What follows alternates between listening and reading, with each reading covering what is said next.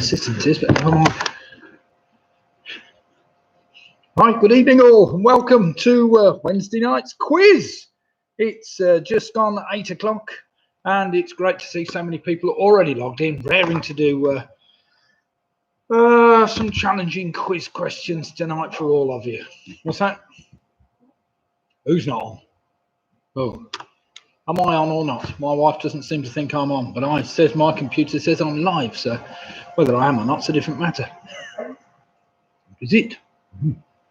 Oh, I'm definitely on, but never mind. Oh, right. Does everybody want to just give me the thumbs up if they can hear me or see me? My wife's struggling at the moment to see me, and we're only 2 yards apart. Well, never mind. Right then, we have tonight for you 6 rounds of just general trivia. I actually haven't written the rounds down yet. I meant to do that a minute ago. I was too busy getting my lamp sorted out in front of me so that you could all see my beautiful face. He said, no, he said, give me a second, I'll get that up and running. Right, there we have it. Right, I've got my quiz ready. So, round 1 tonight is entitled Wednesday, the 10th of March. Wednesday, the 10th of March.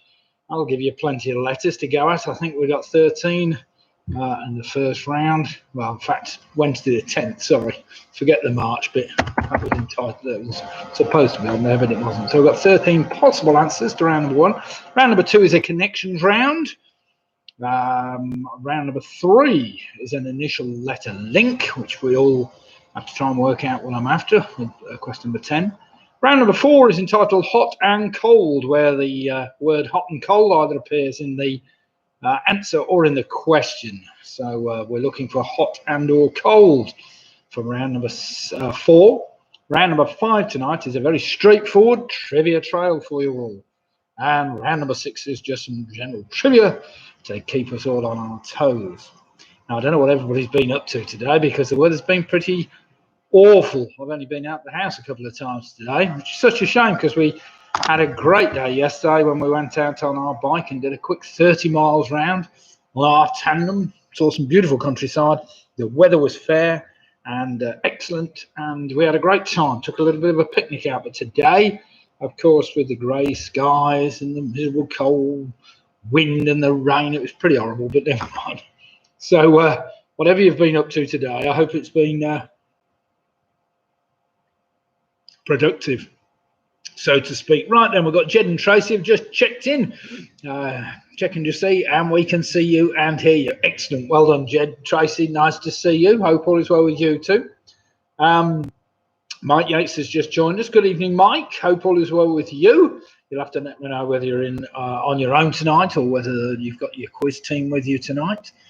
I am looking forward. This inclement weather, of course, brings heavy wind and whatever else. That always helps with our energy. Being an eco house and whatever, we're on a special tariff, which gives us extremely cheap electricity during the period between midnight and 8 in the morning.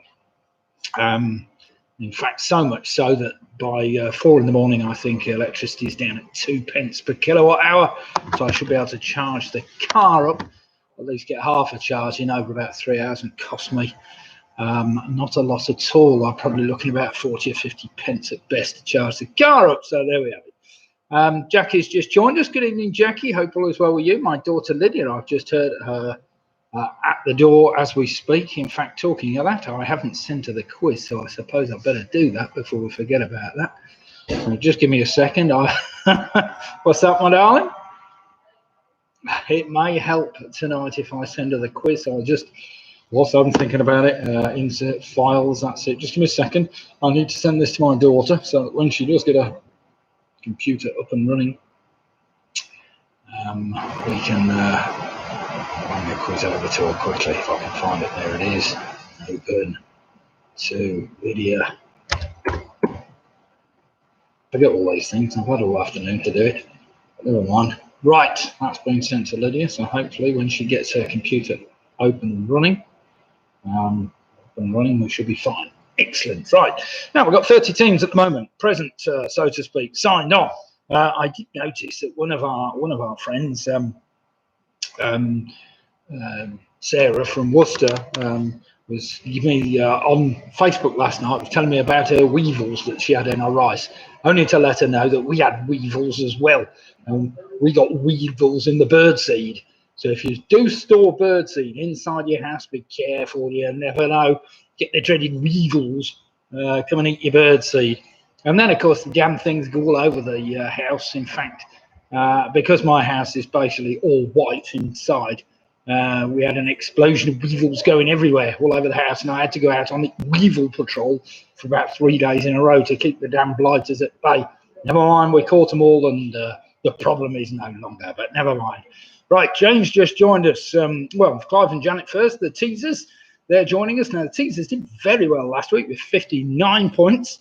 They didn't quite win, but they were there or thereabouts, I think in 3rd or 4th place last week, the teasers, so fantastic score.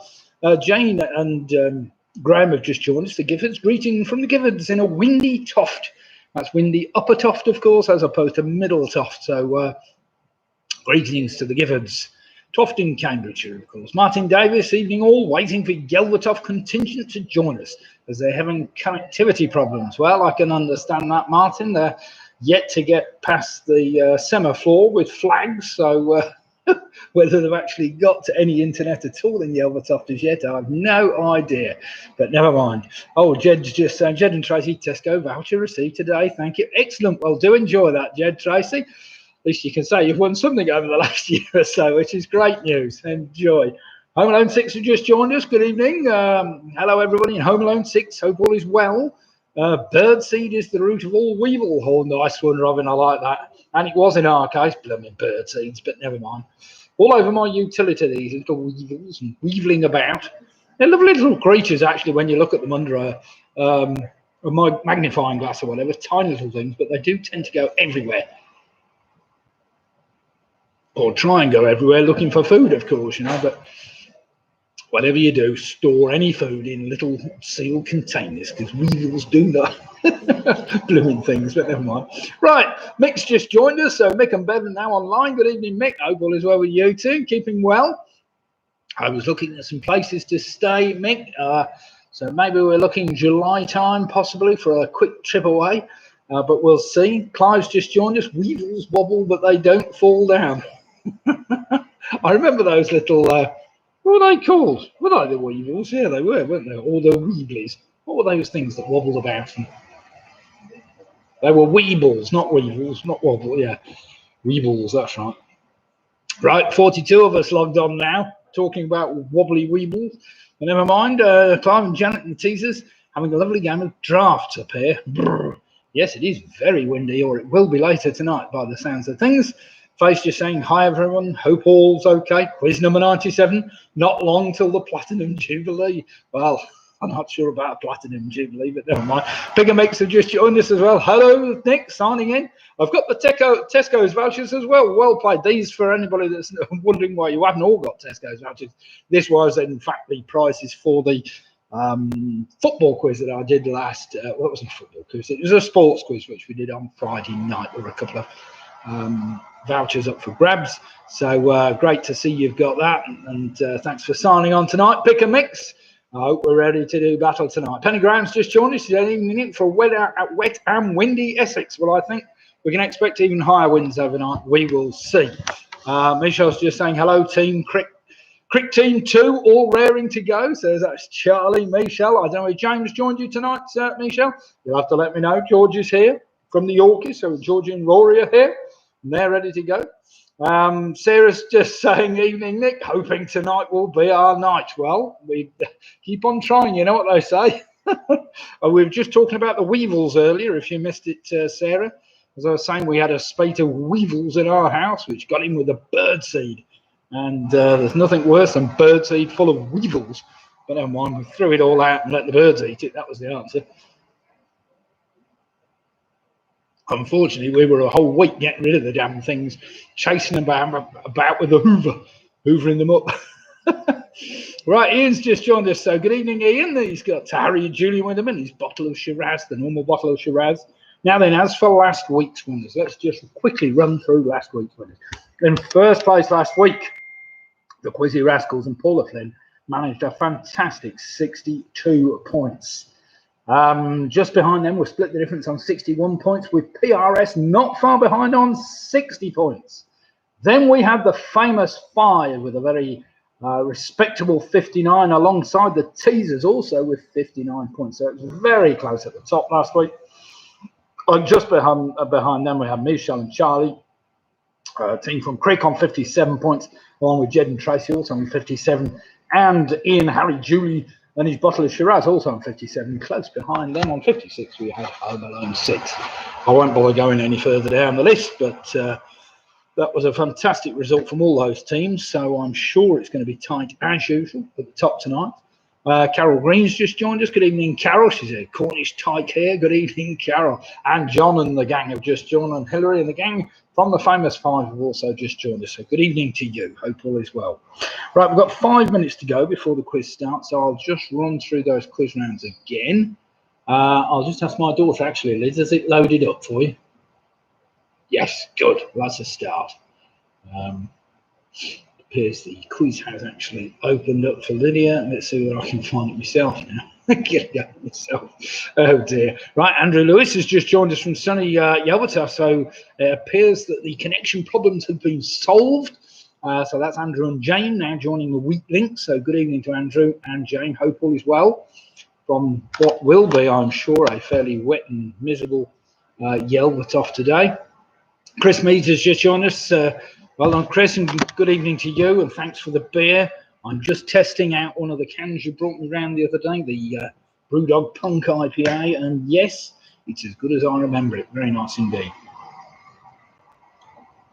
So just enjoying a quick Punk IPA. We won't have too much of that. Clive and Janet, what's this? Clive and Janet saying we had an invasion of pantry moths a couple of years ago. Came with newly bought but out-of-date flour. It is flour. Flour can be a big, oh yes, it's a big like of weevils. The only other time we had any weevils was some pasta, wasn't it? We had a packet of dried lasagna. It was still in its packet, and it got weevils in it. Damn things will eat all the blooming pasta. They haven't left much there, but I think they're like most flour-based things, weevils. What's that? They're very interesting things to study under a magnifying glass or whatever. Oh, and it's got to be hot as well, of course. We have a very hot house, which probably is very good weevil breeding ground, but enough of weevils. Right then, round number 1 tonight is entitled Wednesday the 10th, where we use the initial letters and or numbers of the first 13 letters or numbers, and there will be the first letters or numbers of the first 13 answers. Round number 2 tonight is entitled the connection round. A connection round. Tonight we have 2 sets of 4 general knowledge questions, where question 5 and question 10 ask for the connection between the previous 4 questions. Round number 3 is an initial letter link. Basically 9 general knowledge questions, where question 10 asks you to take the initial letters and rearrange them to spell out a word, a 9-letter word. Round number 4 tonight is entitled Hot and Cold. Hot and Cold.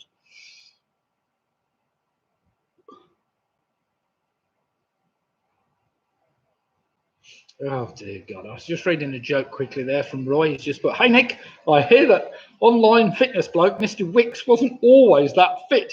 He's had to go on the Dolly Parton diet. Now Joe's lean, Joe's lean, Joe's lean, Joe's lean. Oh dear, oh dear. That's dreadful.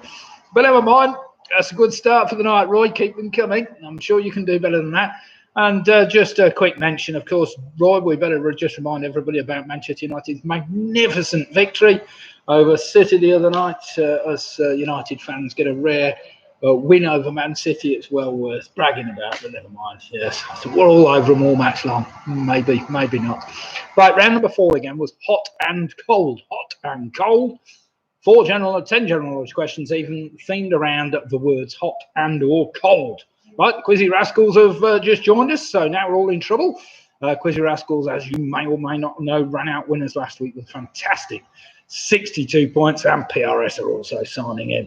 PRS with 60 points last week, so some strong teams coming in now.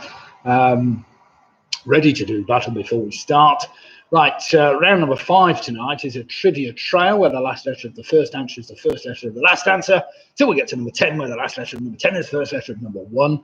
And then round number 6, as usual, is basically just some general trivia to keep us all on our toes. Right, Roy's just saying no singing. I haven't attempted to sing as yet tonight, Roy, but you're more than welcome to give me a tune and I'll sing. Do let me know if anybody's birthday, and I will see whether we can play Happy Birthday and give some birthday wishes to anybody in the teams who would like to be remembered. PRS have already sent me a tune. Look at that. I spent 5,000 quid to attend a reincarnation seminar next weekend. Okay, it's a lot of money, but I thought to hell with it. Really was. Oh dear, very good. Okay then, everybody, are we raring to go? It is 2015, so with 55 teams at the present signed on, let's get going with our Wednesday night quiz and see how we're faring. Now, do remember, you can join my YouTube channel, Pewey1957, for regular updates. You can look at my Facebook page, which is Nick's Quizzes, or you can just hit the like button if you like the quizzes that we do. Sorry to learn Piers Morgan has been sacked from GMB. I'm left him a message of sympathy on my own, on my own voice file. Oh, fair enough. Right then, everybody, are we ready? Starting with the letter W, coming up soon. What is the alternative name for the Christian festival of Pentecost? It is the 7th Sunday after Easter. So question 1 again. What is the alternative name for the Christian festival of Pentecost? It is the 7th Sunday after Easter. I'm just after a 1-word name. Could make it 2 words if you really want to, but 1 word will do fine.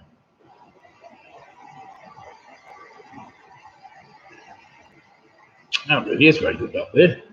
We've got more beers like. Never mind, we're getting closer to possibility of the pubs reopening. We'll see whether that happens in a hurry, but never mind.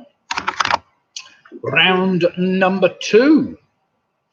What is the first name of a fictional character who was named after the champion cryptic crossword setter Jeremy Morse? So what is the first name of a fictional character who was named after the champion cryptic crossword setter Jeremy Morse?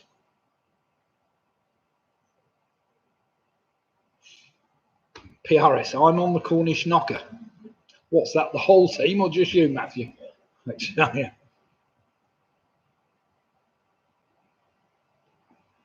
I like that one, Clive and Janet. What do you call an insect on a motorbike? A Weevil Knievel. Oh dear. Question number 3. Listen to this one carefully. Set in 17th century France, which sword-wielding animated dog had friends called Pip the Mouse and Planchette the Bear? Planchette maybe. So set in 17th century France, which sword-wielding animated dog had friends called Pip the Mouse and Planchette the Bear? Starts with a D, doesn't need too much thinking about. Don't overthink it.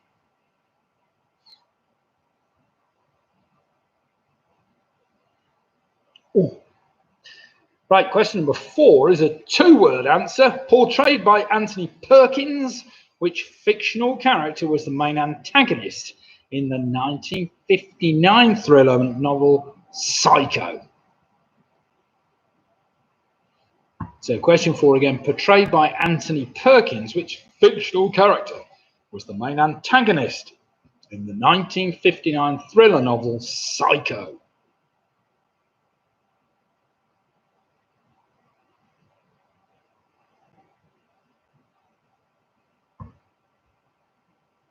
So that's pretty straightforward one to work out. Bit of chocolate to keep me going with the beer. Goes down very well. Question number 5 is just a 1-word answer I'm after. Starting with the letter E, Known in Tibet as Chom Ulang Ma, which mountain stands at 8,848 meters?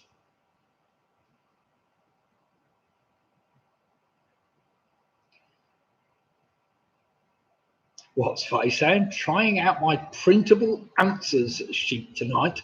Proper geeky. What type of money as we go, Faye? You have to let me know how you're inputting the data, or are you just copying it from the other thing? I don't know. So question 5 again. Known in Tibet as Chom Ulang Ma, which mountain stands at 8,848 meters? It's a long way up by any standards.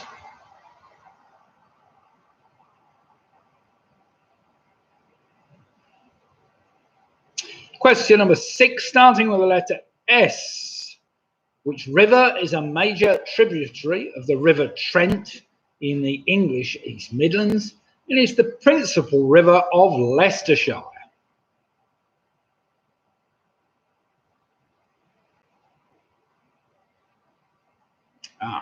So I'm right. I've made it so I can print it and fill it in. Excellent. Has it got an autocorrect on it, Faye? So when you put the answers in, it autocorrects them. That's what you do. Question number 6. Which river is a major tributary to the River Trent in the English East Midlands and is the principal river of Leicestershire? Jackie's saying, ha, the people will get full marks tonight then. Excellent. Sounds good to me.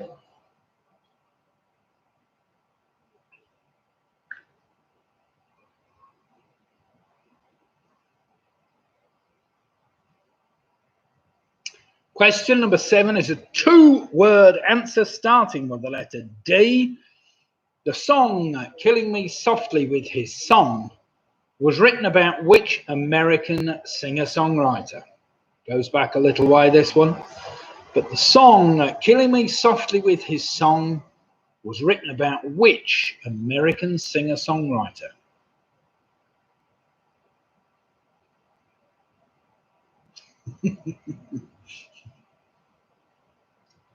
Well, they do auto-correct for grammar. I don't know why they can't do auto-correct for quizzing. Sounds good to me. Oh dear.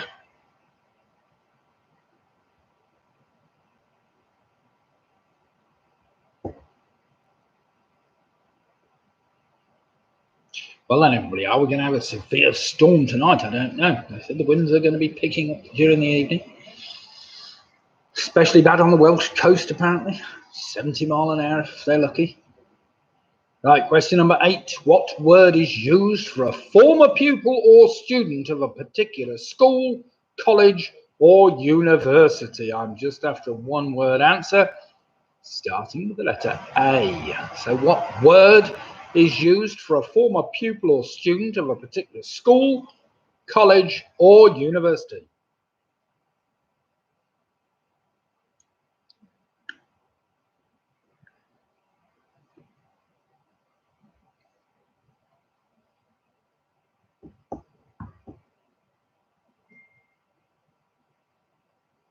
Question number 9, dead easy one this, beginning with the letter Y. Danone, Muller, and Yo Valley all produce which type of dairy food product? So Danone, Muller, and Yo Valley all produce which type of dairy food even product? Starts with the letter Y. Well, the one I'm after does anyway.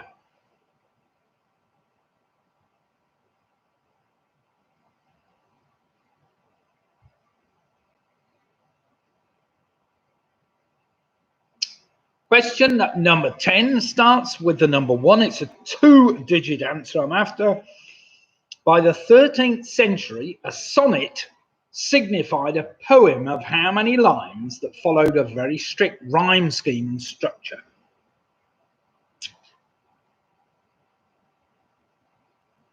What am I looking for? Question number 7 for John. Yes, John, I'm after a 2-word answer. That's as we know him. Sorry, as we know the singer-songwriter. I'd said him. That's probably another clue for you all. So starting, it's a two-word answer, number 7. First name starting with the letter D. Where have I got to? The non spelt wrong. Is it? We're just being corrected there. Just test my auto correction.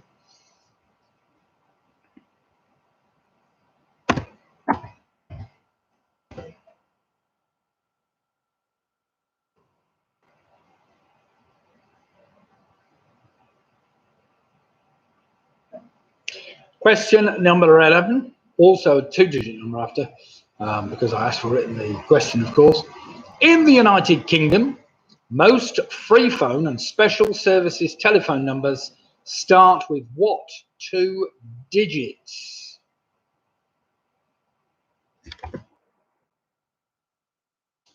So in the United Kingdom, most free phone and special services telephone numbers start with what 2 digits? I was just testing you that the spelling on that one, Clive, just to make sure you're still awake. Oh, there are 2 different ones on. All right. Well, how do you spell the yogurt one? I mean, oh, I'm just giving that one away. How do you spell the dairy product one then? There. Giving the answers away now. Sorry about that. We're arguing about the spelling.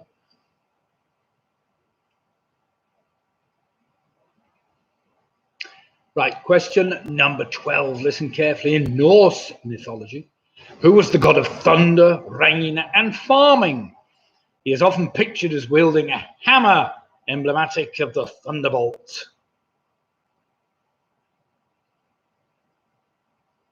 So question number 12 again. In Norse mythology, who was the god of thunder, rain, and farming? He is often pictured as wielding a hammer, which is emblematic of the thunderbolt. That starts with letter T, which makes that one pretty straightforward. And question number 13. Can't wait for the mystery letter round. Sorry, Roy. Don't mean to give all the answers away too soon. Question number 13. This is a 2-word answer. Who played the Prince Regent in Blackadder III, and more recently, Richard Roper in The Night Manager?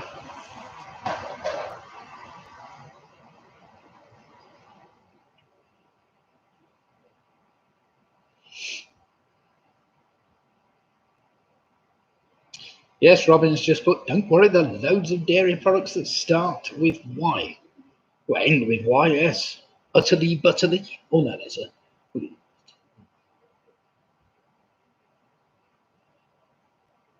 Yutta.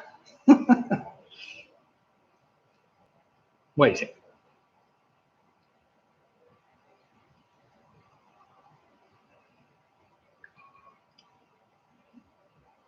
Right then, everybody.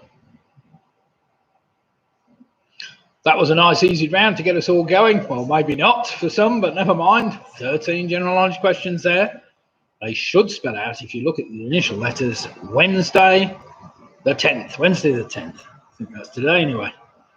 Yes, keep going, Leslie. Yarg, that's a good one. Cornish yarg, of course, as we know, all know. Wrapped in nettle leaves, if you're lucky.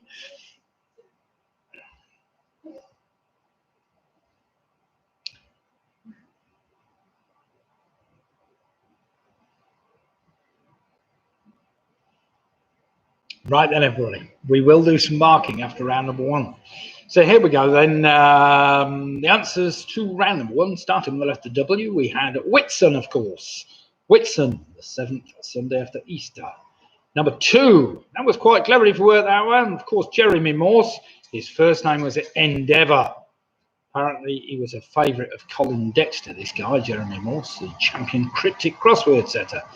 Was a real, I think he was knighted actually, but never mind, you might argue with that one. Number 3, set in 17th century France. It was D'Artagnan I was after. D'Artagnan. Yeah, okay. Number 4 was Norman Bates. Number 5, of course, was Everest. Number 6 was the River Soar. Number 7, I was after Don McLean. Don McLean, well done if you got that. Number 8, they're better known as alumni. Number 9, I was after yogurt, which I gave away a little. Number 10, I was after 14. There are 14 lines, apparently by the 13th century, 14 lines made up a sonnet. Number 11, it's 08 or 08 numbers apparently are most used for free phone and special services in the United Kingdom. Number 12 was Thor, and number 13, of course, was Hugh Laurie. Well done if you got that, Hugh Laurie. Yak milk, yes. Now, isn't it yak milk that's supposed to be pink? I've got that feeling it was a stupid quiz question, that. But you'll have to let me know. Yak milk. You see, we've got a few start with a Y. Not perhaps as easy as everybody thinks. Right, let's have some scores in. See how we've all fared. Right, the Yorkies have started very well on 11 points. Carol Green's on 12. We've got Sarah and the gang on 12. We've got Michelle and the gang on 13. Jed and Tracy are on 13. Mike Yates is on 12. The Weak Links, good start for the Weak Links on 13 points, as is Home Alone 6 on 13 points. Penny Brown starts with an 11. Mick and Bev Roberts on 13 points. The Teasers are on 13. We've got Harry, Julian, Ian in his bottle of Shiraz on 13. John O'Rourke and the Famous Five are on 13. Ian Miller's on 12. The Giffords are on 11. We've got the Poobah Rise Girls on 11, even with the autocorrect. PRS were on 13. Split the Difference on 13. Pick a Mix are on 11 points. Paul the Friend and the Quiz in Rascals, of course. Cracking start with 13 points. So very well done, everybody, in that first round, because just one or two little tricky ones in there to trip you up, but glad to see most people managed to steer their way through that round. Right then, round number 2 is a connections round. These are 2 sets of connections tonight. 4 general knowledge questions, where question 5 asks for a connection between the previous 4 answers. So question 1, this will take you back probably to the 70s, I think, or even to the 60s, somewhere anyway. What's that? Am I belching too much? It's this beer, it's very windy tonight. Yeah, sorry. Question number 1, also referred to as just the General. What boy's name goes after this phrase to give the name given to the 1969 Dodge Charger driven by the title characters in the TV series The Dukes of Hazzard? So also referred to as just the General. What boy's name goes after this phrase to give the name given to the 1969 Dodge Charger driven by the title characters in the TV series The Dukes of Hazzard? Just a one-word answer I'm after for that. Didn't understand the question? Read it, then just put it down. Might help you a bit. Probably a little bit before the Yorkies time. Sorry, Rory and Georgia. Yeah, man, good old series. You must go back and watch every episode of that. Outstanding. Question number 2. Which ex-Warwickshire and England fast bowler took a Test career best 8 wickets for 43 runs in the 1981 Ashes series against Australia?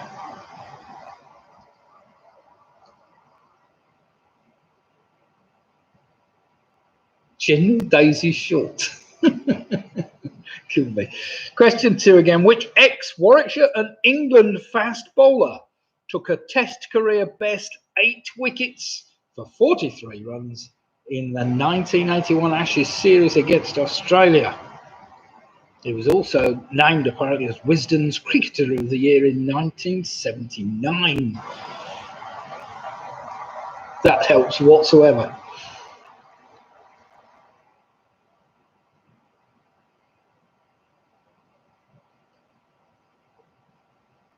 Question number 3, a bit more of an art and, well, a literature question.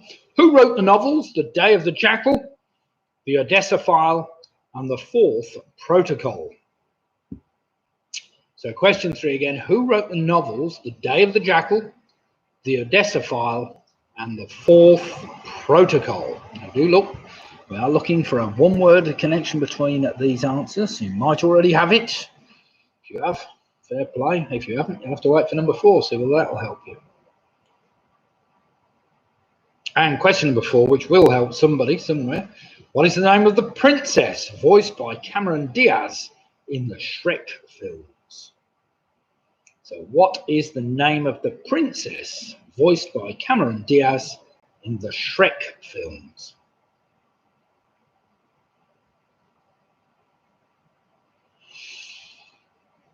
Did we determine how many Shrek films there will be or not? It's 4. We're having a little argument in, right, on some quiz program about how many. Sarah's saying this round's for our cat. Why on earth is it for the cat, Sarah? Seems a bit bizarre. I'll have to try and work that one out. Perhaps a cryptic clue as to why it's for the cat. You get the cat going and chasing those. Oh, it's his name. Oh, I see. That's fair enough. Oh, I'm with you. Yes, I am with you now. I do know. Well played. So the connection has been got there. Very well played, Sarah, the gang. If you know the name of Sarah's cat, you'll appreciate this one. And as it's only me, and probably the wife that knows about Sarah's cat, obviously the other members of her team. Yes, could be. Could be, Roy. Keep guessing. You're probably not far off.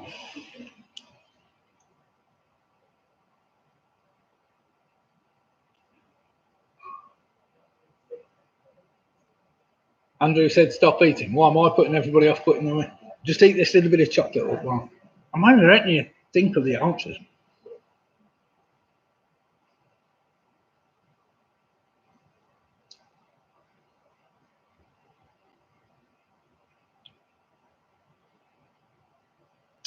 Oh, excellent. Well done, Faye. Faye's just said, I've sent you the answers template on Messenger, Nick, in case anyone wants a copy. Is it in Excel or something, or Word or some other format, Faye? You'll have to let me know. I'll have a look in a minute. Has it got auto quiz correct on it as well? That's what we want to know. Excel document. Well done, Faye. I'll have a look at that bit.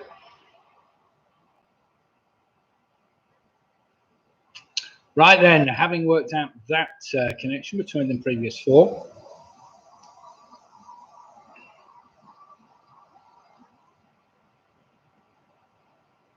right, Ian's just said, I'm joining in with my friend Dave.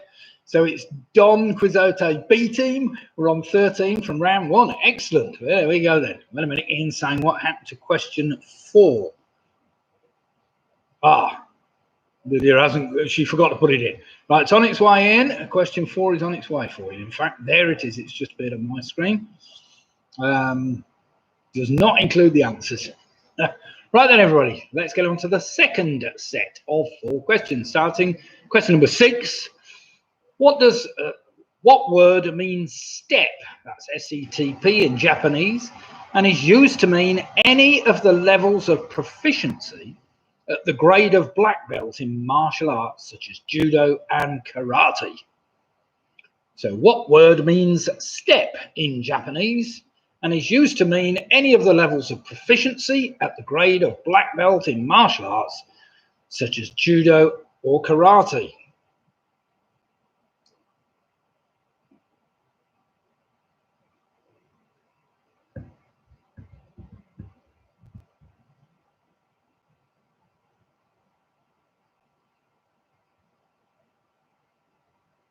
Question number 7, another one for the novelist and for people that like the literature.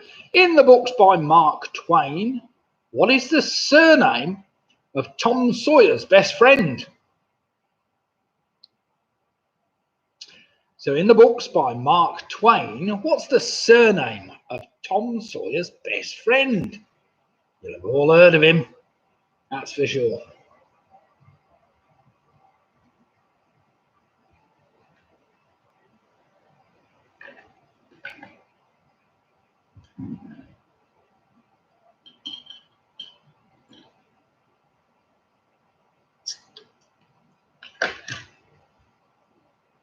Question number 8. What is the first name of the leader of Cambodia from 1975 to 1979, who was born Saloth Sar in 1925? Bit of a ruthless bloke this chap was, but what was the first name of the leader of Cambodia from 1975 to 1979, who was born at Saloth Sar in 1925.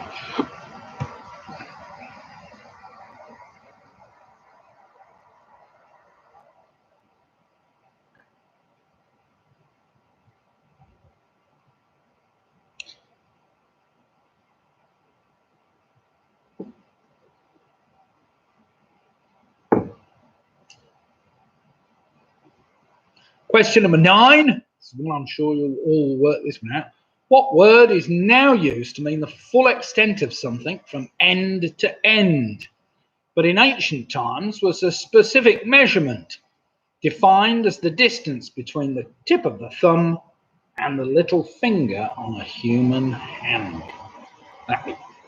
So what word is now used to mean the full extent of something from end to end, but in ancient times was a specific measurement defined as the distance between the tips of the thumb and little finger on a human hand? Just a one-word answer I'm after.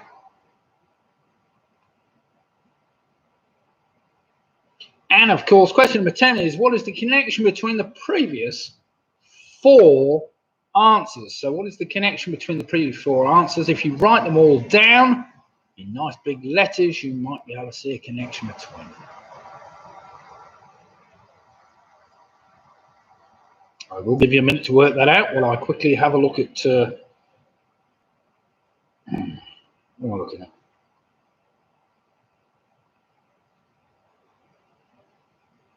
Just having a look at the spreadsheet. If I can find it, it's just gone off. Oh, it's on Messenger. So I'm looking on the wrong thing. Oh yes, it's a good spreadsheet by any standard. You can't go wrong with that. It's a good spreadsheet. Nothing wrong with that.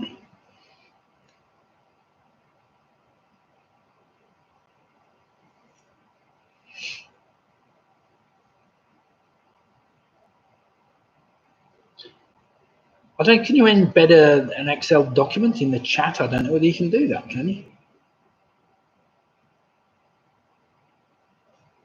Probably can't put any links in the chat. I don't know.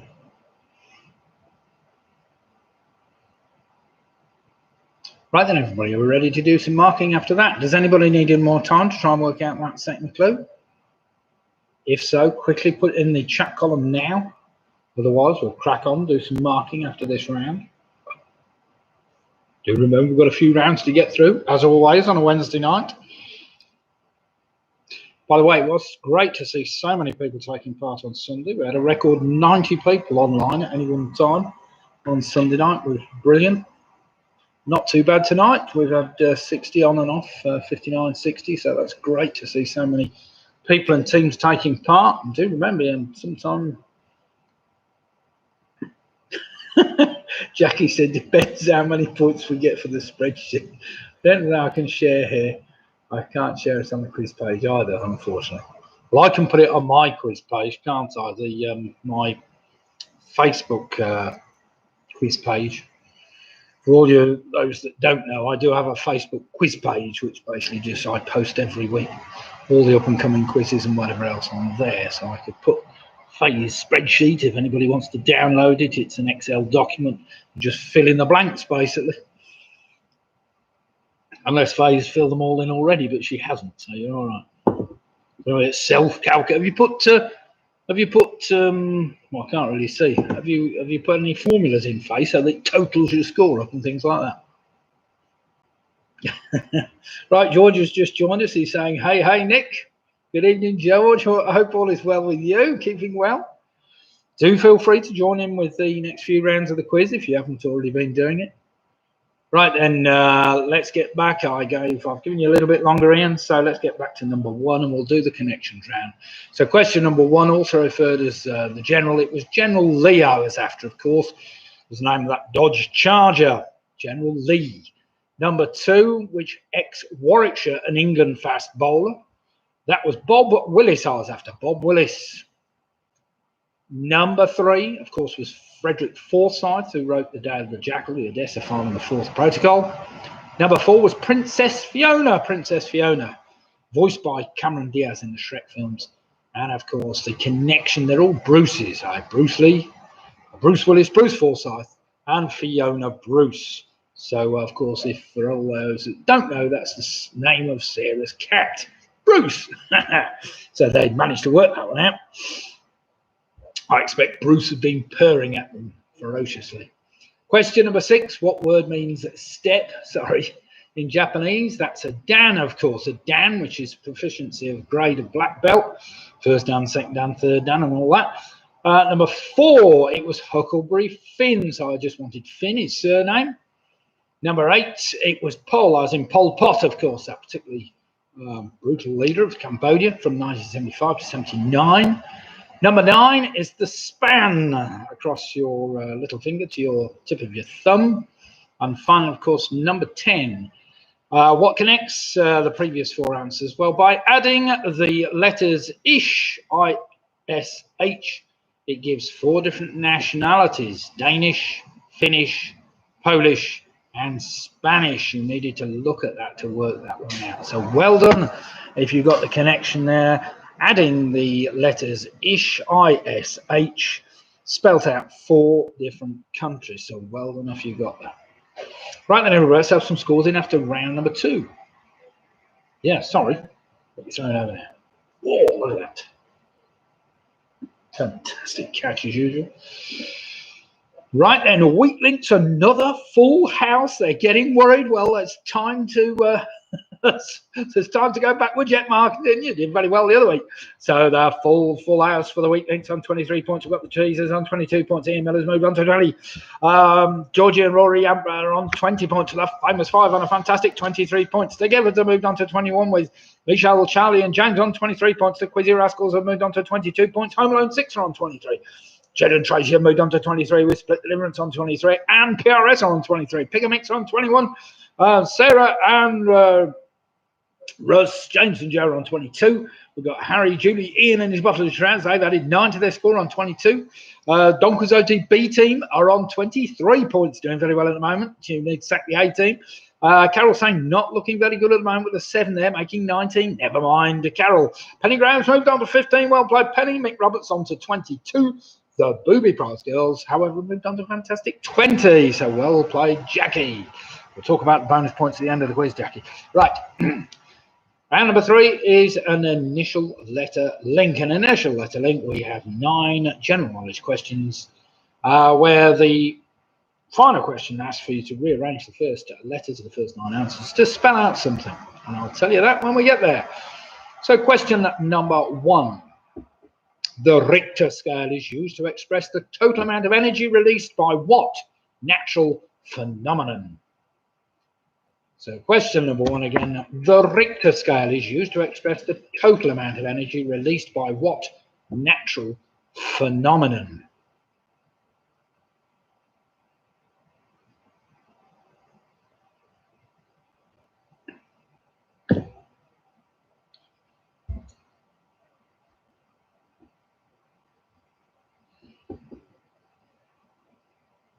That time just after a 1-word answer, really, pretty straightforward. Question number 2, this is a 3-word answer, but I'll take an initial in the middle, or in fact, I won't. 2 words will do fine for this one. Question number 2, what was the full name of an English actor and comedian who co-starred alongside Wilfrid Bramble in the long-running BBC television series Steptoe and Son? So question 2 again, what was the full name of an English actor and comedian who co-starred alongside Wilfrid Bramble in the long-running BBC television sitcom Steptoe and Son?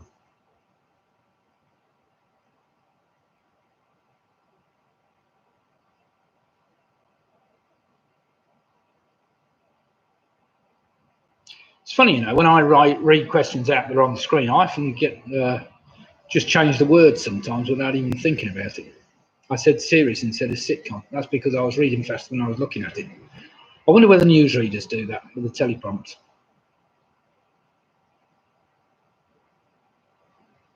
I suppose they'd be in trouble if they did that. Make it up as they go along. Question number 3. This is an interesting one. See if they can work this out.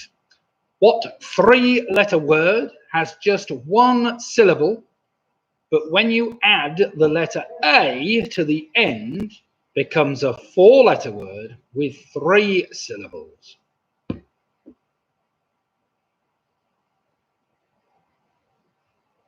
That's a tricky one. So what 3-letter word has just 1 syllable, but when you add a letter A to the end, it becomes a 4-letter word with 3 syllables? Ooh, my wife's looking stumped on that one. I thought you'd worked that straight out, Andy. Looking for the rest of the team to come up with some ideas there.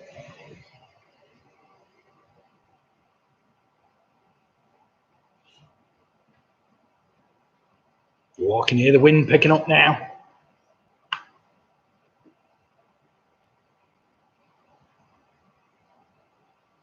Reminds me of being in the Trossachs and the Quantocks when we had wind in the Quantocks. Oh dear. Nothing better, nothing worse even. Riding through the Quantocks with wind, so to speak. Question number 4. What was the title of the first film to feature the character of Indiana Jones? So what was the title of the first film to feature the character of Indiana Jones? Is that window without a play? What is it? It's beginning to pick up, isn't it? Martin saying, "Ute, poor wife." You mean your poor wife? You're right, Martin. She has to go behind me, of course, on the tandem.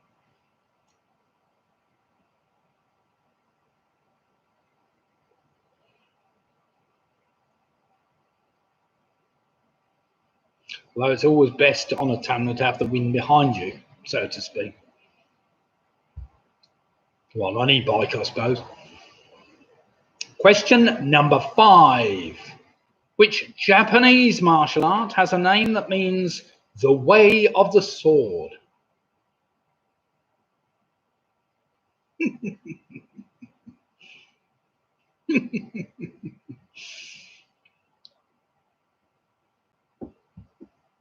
Especially with the gills on.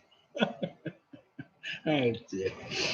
So question 5 again. Which Japanese martial art has a name that means the way of the sword?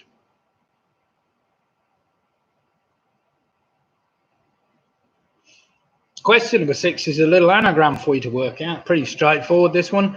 Mend old nose, that's mend old nose, is an anagram of which 72-year-old television presenter? Is he really that old? Apparently he is.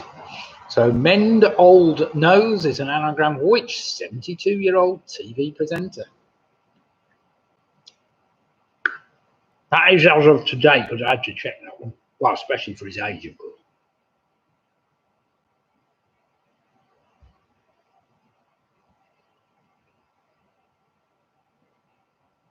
Oh, yes. Oh, I can hear the wind picking up now. At least the electricity is getting a bit cheaper as we go. Question number 7. Which sport, first recorded back in 1891, was originally called water ballet? So question 7 again. Which sport, first recorded back in 1891, was originally called water ballet?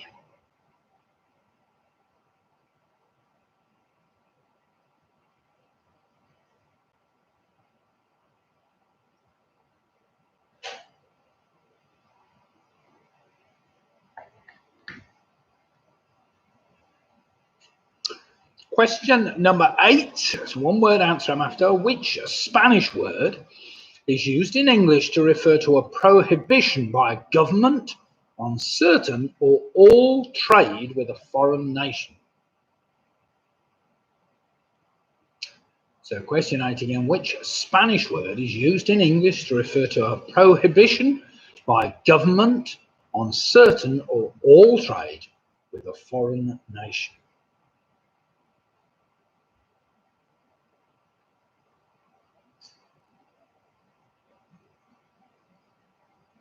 What's that? You have to put a wedge in it. It's... Question number 9. In 2009, who became the first actor to posthumously win a Best Supporting Actor Oscar for his role in the film The Dark Knight? So in 2009, who became the first actor to posthumously win a Best Supporting Actor Oscar for his role in the film The Dark Knight? Yeah. Died of a drug overdose, I think.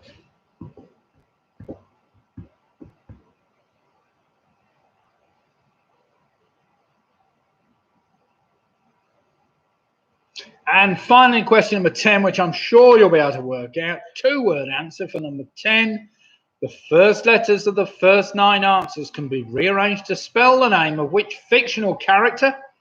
A name that can be translated to mean Tiger King. So the first letters of the first 9 answers can be rearranged to spell the name of which fictional character? A name that can be translated to mean Tiger King. Sure, if you can figure out what that means, you'll be able to work out who we're after. And then you'll be able to get all your answers right, of course. So I will give you a minute just to sort all those out. In the meantime, I will remind you, of course, we do a Sunday night quiz, same time, 8 for 8:15 kickoff. And of course, if you do like the quiz at any time, do feel free to hit the like button. It's not very hard. There is a little like button somewhere on the screen at the bottom there. And of course, if you feel inclined, do come and subscribe to my YouTube channel, Pewee1957, by simply hitting the subscribe button at the bottom of the screen, which will give you updates and just information about up and coming quizzes that I might put online automatically rather than me sending them to you. That's the beauty of it.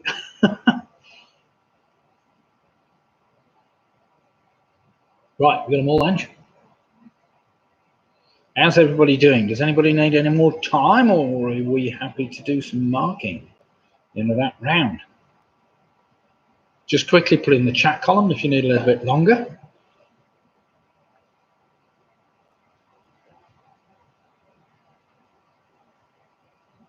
Well, it does appear that the news this week especially has not been completely dominated by COVID. It seems to have been, right, Jane, asked Jane and Graham need a little bit more time. Yeah, no problem. COVID has been the biggest news item on the BBC for the last 12 months, really. Clive Jack just put Maya time Oz. I expect that means more time, please. It's nearly as good as my typing, that. Oh dear. Of course, the big story this week's been Meghan Markle, hasn't it? Good old Meghan. Or good old Piers. Whichever side of the fence you stand on. Damaging. Quite damaging, but never mind.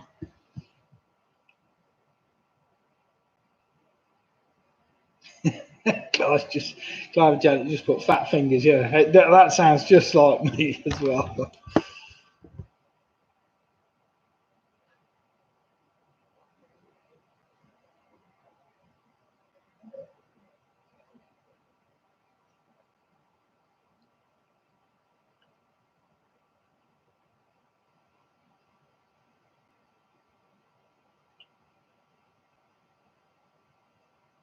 Right, I'm just giving everybody a little bit more time. Try and work that connection out. Well, that initial letter link to give you that last word. It does help, of course, if you can spell the fictional character.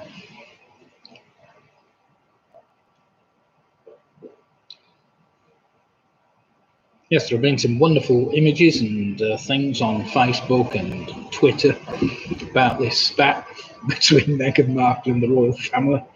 In some wonderful things. It never ceases to amaze me, the ingenuity of people's ability to produce some fantastic things, but never mind. Right then, everybody, let's get some marking done after this round number 3. This was the initial letter link. I asked you 9 general knowledge questions. By question 10 asked for a connection between the previous. Well, no, it didn't. It asked you to rearrange them to spell out something else. So here we go. The Richter scale, of course, is used to express the total amount of energy released by earthquakes. Number 2, I was after Harry H. Corbett, of course. Harry H. Corbett, who played alongside Wilfred Bramble in Steptoe and Son. Number 3, that was a tricky one. What 3-letter word has just 1 syllable, but when you add a letter A to the end, it becomes a 4-letter word with 3 syllables? Well, that's R. A-R-E becomes area. R, of course, has 1 syllable. Area has 3 syllables. So, yeah, that was a bit tricky. One you could have stumbled on, I suppose. R becomes area. Number 4 was Raiders of the Lost Ark. Number 5, that Japanese martial art I was after, was Kendo. Number 6 was Noel Edmonds, of course, who's now 72 years old. Could you imagine that?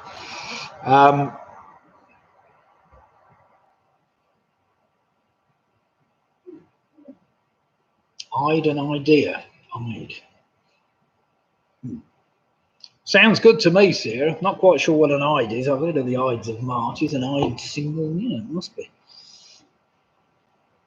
I may allow that. I'll wait for 1 or 2 of the other teams to. Robin, is that okay? That idea? Do you think that's okay for that? It would work, I think, but never mind. I just want to make sure I'm not making a mistake there. Number 7. Which sport, first recorded back in 1891, was originally called water ballet? That, of course, was synchronized swimming. Number 8 is better known as an embargo. Number 9, I was after Heath Ledger, of course, who then subsequently died of a drugs overdose even. And finally, number 10, if you rearrange the first letters of the first 9 answers, they could be used to spell the name of Shere Khan. Shere Khan, of course, from the Jungle Book.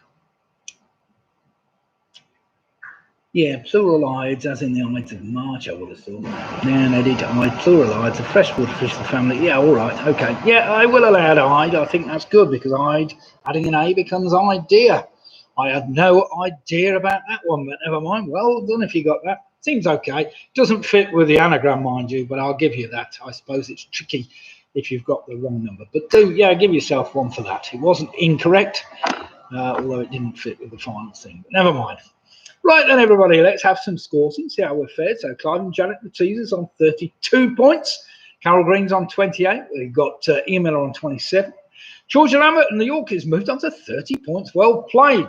Mike, Robert, Nick and Bev are on 30 points. Martin Davis is saying, oh my God, in modern parlance, they're on 33. How the mighty fall yet, Martin. You wait. You did very well. Michelle's on 33 points as well. Well done indeed. The kids have moved on to 27. That's Graham and Jan. We've got Jen and Tracy on 32. The famous 5 are on 33 points. Paula Flynn and the Quizzy Rascals are on 32. Home Alone 6 are on 33 points. We've got Penny Graham, who's moved on to 22. Harry Julian, his bottle of Shaz. Oh, that was a bit of a catastrophe, you're saying there. 28 points. That's a bit of a shame. Sarah, Russ, and Joe and James are on 31 points. We've got Don Quizzotti B team on 31 points. Pick and Mix have moved on to 30. Split the difference on 33 points with the Voodoo Prize Girls now on 28. And PRS also on 33 points. So we've got a number of teams there.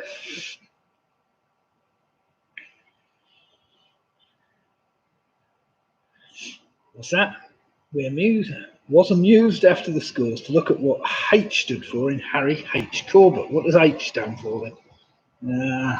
Houdini? I did see it this morning. I didn't look it up. I didn't actually look at it. But never mind. You'll have to let us know, Martin. What does the H stand for in Harry H. Corbett? The wife's telling me to stop talking with my mouth half full, and then she throws chocolates at me. What am I supposed to do? It's a bit like trying to talk with the... Right then, let's crack on. Somebody going to let me know what the H stands for in Harry H. Corbett while we're about it. All Mike Yates is coming with a 30. He chose it not to be confused with Sooty. Well, that's fair enough. Right then, everybody, round number 4 is entitled Hot and Cold. We've got 10 general knowledge questions themed around hot and cold. So then the word hot can either appear in the question, it can appear in the answer, or it could be in both if you're lucky, hot and or cold. So do remember, if it's not appeared in the question, it's got to be in the answer somewhere, which should help you. But it's not both, it's going to be one or the other, I expect. So question number 1, are we ready? Eyes down looking. Come on, Martin. And the weak links, let's see whether you can keep a perfect score for this round. Question number 1, of all the planets in the solar system, and it's nothing to do with Uranus, you'll be pleased to know, which has by far the hottest surface, even though it isn't the closest planet to the sun? So question number 1, of all the planets in the solar system, which has by far the hottest surface, even though it isn't the closest planet to the sun?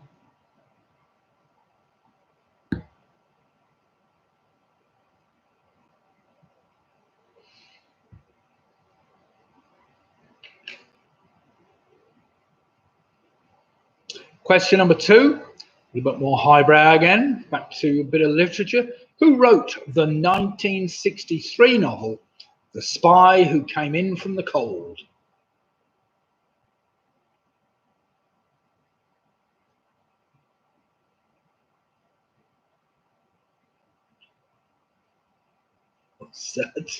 Clive and Janet. Theobroma oil is the base of chocolate, also suppositories. Well, I'm sure I'll have my fair share of that then, Clive, Janet. Oh dear God. Never mind. Question number 3. In the United Kingdom, hot cross buns are traditionally eaten on what day? So question 3 again. In the United Kingdom, hot cross buns are traditionally eaten on what day? But it does appear they're on sale in Aldi's from January these days. So, dear God, if you want to eat them on before the date, well, they probably have a sell-by date of about 3 months, anything to do with Aldi's, but there you go. So in the United Kingdom, hot cross buns are traditionally eaten on what day?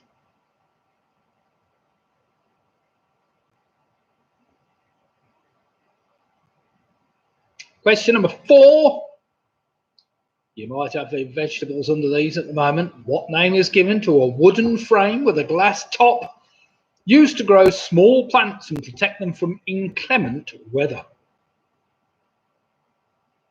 It's really a 2-word answer. You could make it a 3-word answer if you want.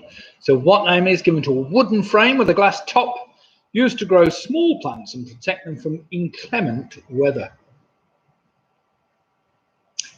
Do remember the answer or the question should have the word hot and or cold in it somewhere.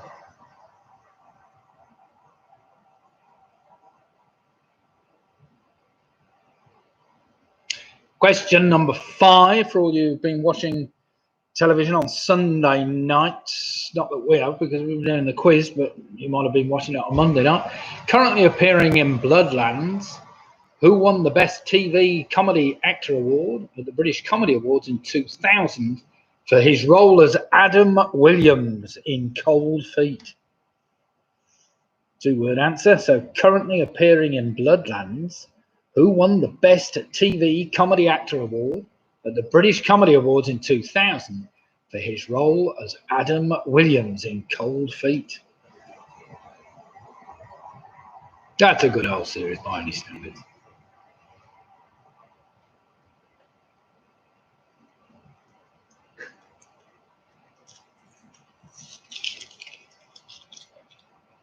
Question number 6. Named after pharmacist Wilbur Scoville, the Scoville scale is used to measure the heat of what? So named after pharmacist Wilbur Scoville, the Scoville scale is used to measure the heat of what? I'm sorry, but that question and or answer has not got the word hot or cold. Has been substituted by the word heat by the looks of things.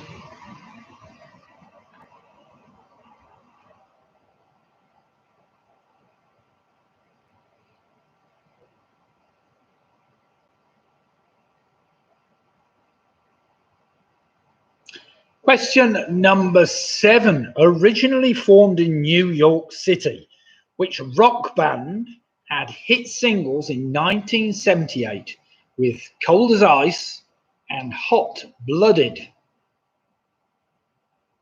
You'll all have heard of Cold as Ice. So originally formed in New York City, which rock band had hit singles in 1978 with Cold as Ice and Hot Blooded?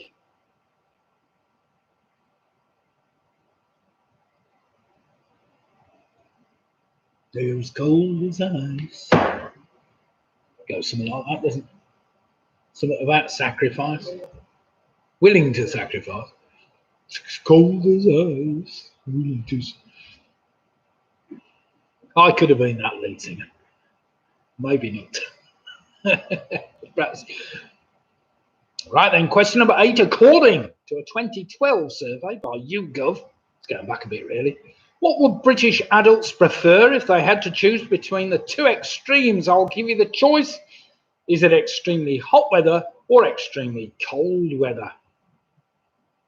So according to a 2012 survey by YouGov, what would British adults prefer if they had to choose between the two extremes? I'll give you the choice. Was it extremely hot weather or extremely cold weather? No idea what the survey was trying to prove, unless it was whether the government should spend money on global warming or global heating, I suppose.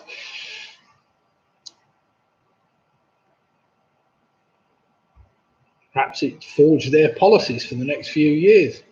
We don't know, do we? Right, question number 9. Listen carefully. Hot dogs were the first spoken words of which famous animated character when he was selling hot dogs at a carnival in a 1929 short film called The Carnival Kid? It's a very interesting question, that one.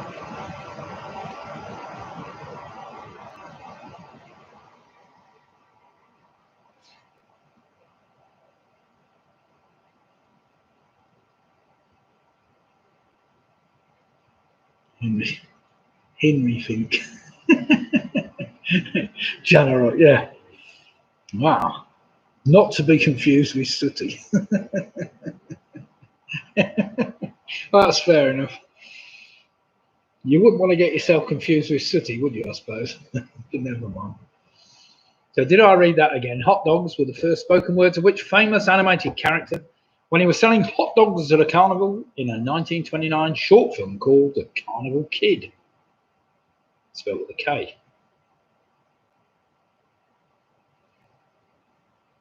Have you corrected that, Liz? You clearly have. And finally, question number 10. Ulaanbaatar, the coldest capital city in the world, is the capital of which country?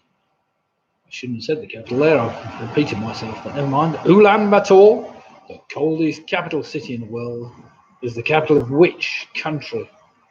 Apparently, it's also got the worst air pollution in the world, that city. Surprisingly. There we have it. Right then, there were 10 general knowledge questions on hot and or cold. Let's see how you've all fared after that. I will give you some answers in a second.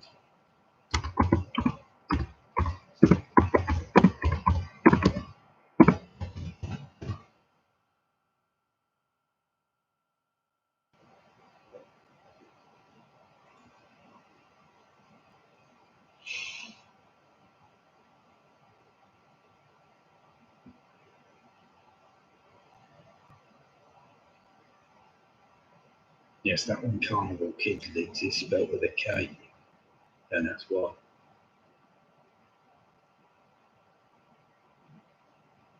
No, you changed it. Yeah.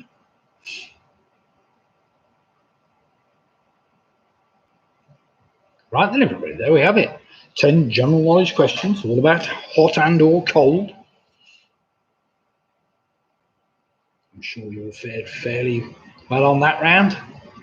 Let's just hope Martin and the weak links haven't dropped 4 on that round. Come on, Martin. Let's see whether he can get all 10 right.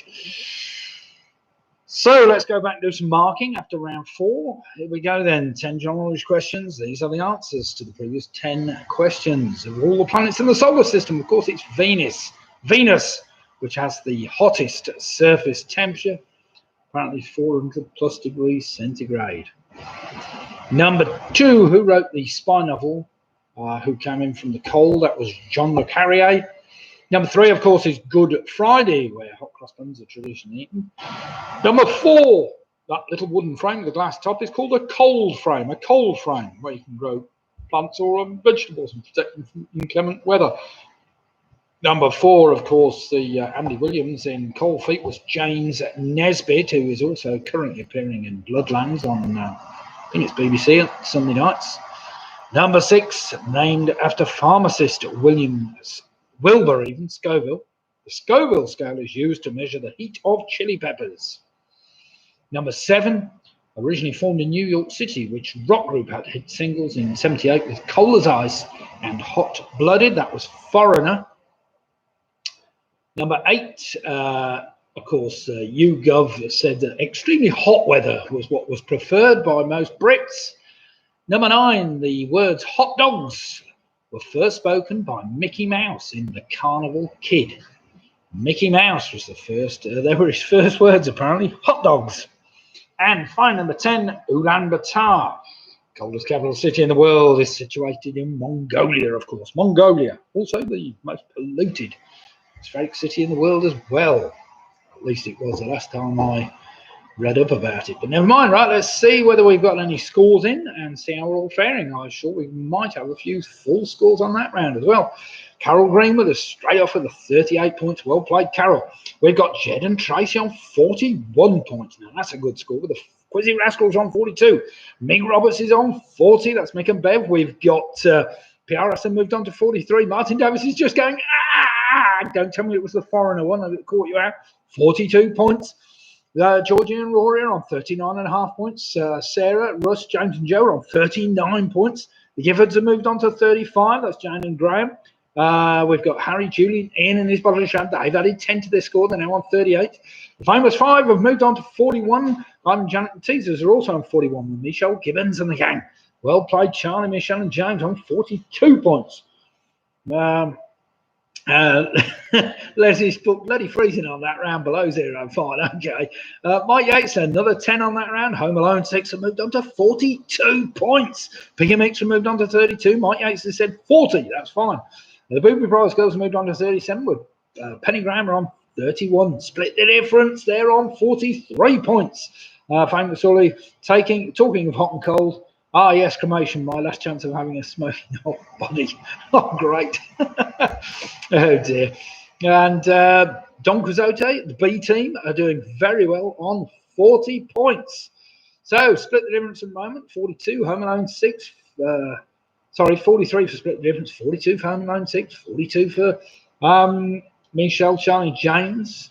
We've got the Teasers, the Fans 5 on 41. We've got Martin Davis, the Winks on 42. PRS are on 43.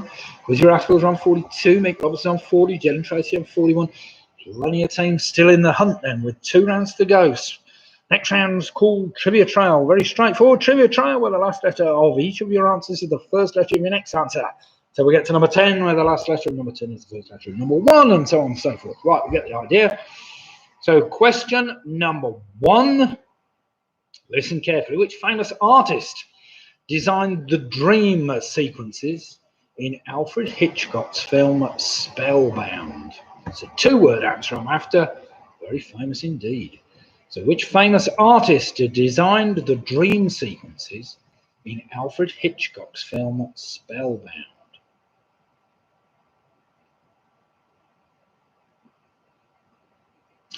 Right, then take the last letter of that artist's surname, and it's the first letter, which may help you with number 1, of course, of number 2. So question number 2, also one of the oldest Monopoly tokens, which common metal has the atomic number 26? So question number 2 again, also one of the oldest Monopoly tokens, I think it dates to the 20s, this. Which common metal has the atomic number 26?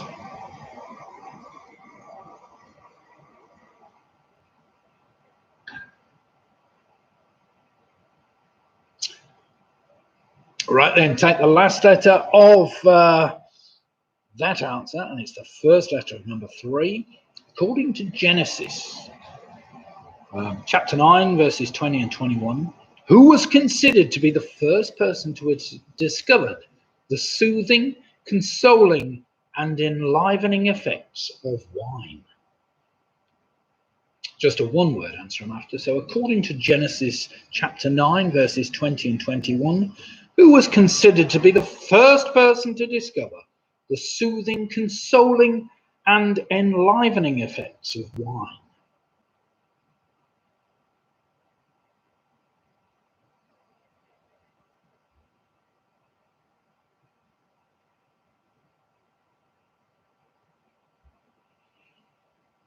Right, question number 4. Take the last letter of that biblical character's name, and it's the first letter of question number 4. Often associated with miscreants, what name is given to restraint devices designed to secure an individual's wrists in proximity to each other? So question number 4, often associated with miscreants, what name is given to restraint devices designed to secure an individual's wrists in proximity to each other?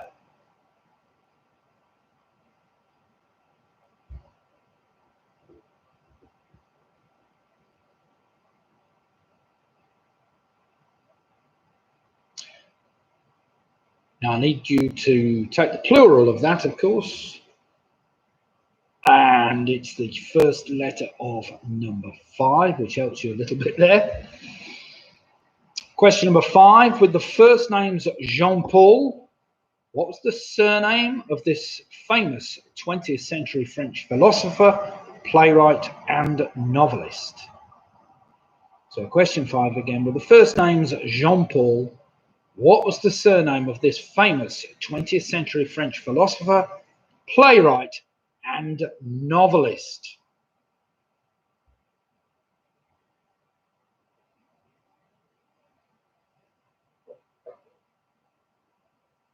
Right, take the last letter of that philosopher's surname, and it's the first letter of this cheese. What name is given to a yellow, medium hard cheese that originated in an area of the same name in Switzerland? So question 6 again, what name is given to a yellow, medium hard cheese that originated in an area of the same name in Switzerland?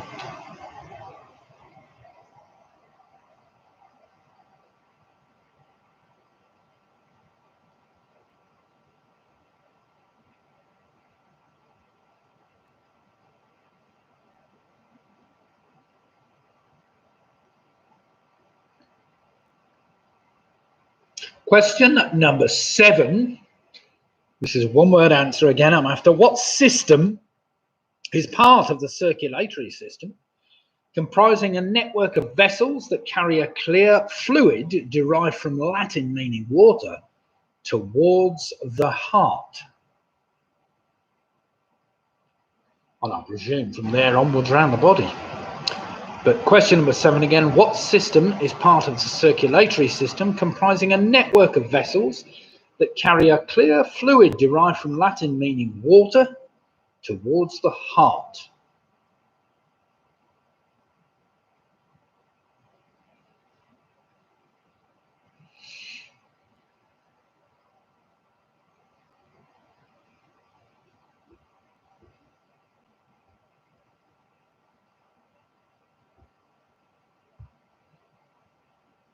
Right, take the last letter of that circulatory system, and it's the first letter of this SI unit I'm after. With a name derived from Latin again, what is the base unit of luminous intensity in the National System of Units? It's a one-word answer.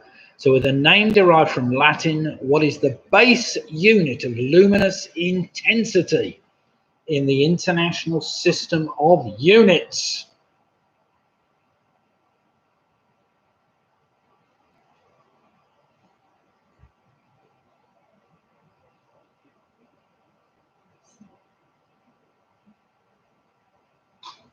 Well, it's 2 Latin in a row. That's it's only a bit of a clue. You leave the Latin bit out if you know it.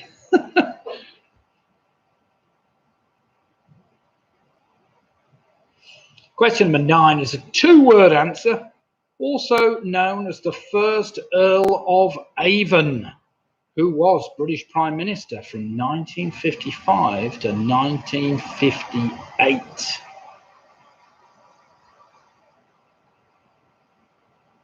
So that's a 2-word answer I'm after. So also known as the first Earl of Avon, who was British Prime Minister from 1955 to 1958.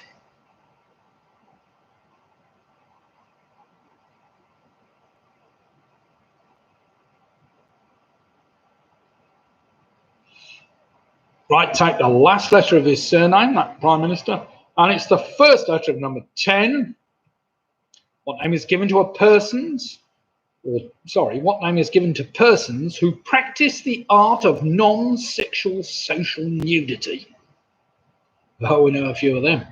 So what name is given to persons who practice the art of non-sexual social nudity? I'm really after just a 1-word answer. And as that's a plural, that will take you all the way back to number 1, which should give you the name of that famous artist who designed the dream sequences in Alfred Hitchcock's film Spellbound. Right, I know you were going quite well there, right up until we got to number whatever it was, and then you didn't do so well. So let's just hope 1 or 2 of you can work all those out. I will give you a minute before going to the last round. Nothing to catch you out in the last round tonight, all pretty straightforward general knowledge. So let's hope those that go into the last round in decent position should stay there. We'll see. Well, it's been great to see so many people. About between 58 and 60 people all night long tonight taking part. As I did mention earlier, do feel free to hit the like button if you'd like the quiz. You might have fallen out with me by this stage, but never mind. I've had a bit of a laugh on and off.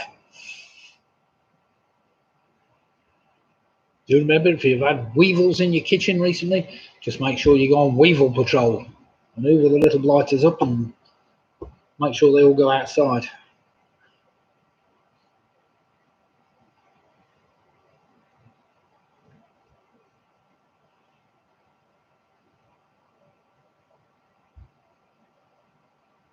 Now, as always, we will be doing our Sunday night quiz. That will start at 8:15 on Sunday night. I'm not quite sure whether there's any football on Sunday night. I'll have to see. It'll probably be over anyway by the time we finish, or start even, but never mind. And we will be only a week away then from our 100th quiz. So I think it's quiz number 97 tonight, 98 on Sunday. And then the following Sunday will be our 100th. How do you spot a blind man on a nudist beach? It's not hard. Nice one, Faye. Dear God. Oh dear. I don't actually know how they do it, I have to say, but never mind. I know some.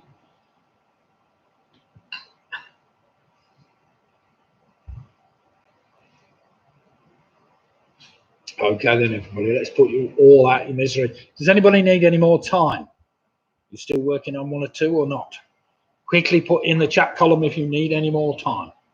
I haven't heard whether there's anybody's birthday this week or at the moment, you know. My brother Greg's yesterday, he managed to his birthday on the 9th of March. Has anybody else got a birthday, or do you just not want to hear me singing? That's what it is, isn't it? I know it is.